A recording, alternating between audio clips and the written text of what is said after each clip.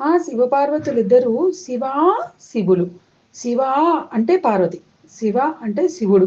వాళ్ళిద్దరూ సమస్త విద్యా స్వరూపులు. ఇద్దరూ చంద్రకళను వారి శిరస్సులపై ధరించి ఉంటారు. పరిపూర్ణమైనటువంటి తపస్సుకి ఫలస్వరూపులు వాళ్ళిద్దరూ కూడా. సమస్త లోకాలకు సకల శుభాలను సమకూర్చేది వాళ్ళిద్దరే.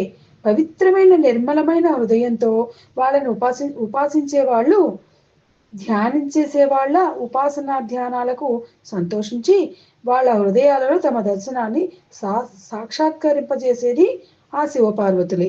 జ్ఞాన ఆనంద స్వరూపులు ఆ శివపార్వతులు. వాళ్ళని ఆరాధించిన వాళ్ళకి ఆ జ్ఞానానందాలను ప్రసాదించేది వాళ్ళే. ఇన్నింటికి కారణభూతులైనటువంటి ఆ శివాశివులకు నేను నమస్కరిస్తున్నాను. ఈ సృష్టిలో ఏ ప్రాణి అయినా ఏది చెయ్యాలన్నా శక్తి అనేది కావాలి. ఆ శక్తిని ప్రసాదించేది ఆ జగన్మాత పార్వతి. ఆమె ద్వారా ఆ శక్తిని ప్రసాదించి మనలో ఉన్నటువంటి చైతన్యాన్ని గుర్తింపచేసేవాడు శివుడు. కనుక శక్తి చైతన్యము రెండు కూడా ఆ ఆది దంపతులే. మనలోనే ఉండే వాళ్ళిద్దరిని గుర్తించి గమనించడమే మానవ జీవితానికి ప్రథమ కర్త.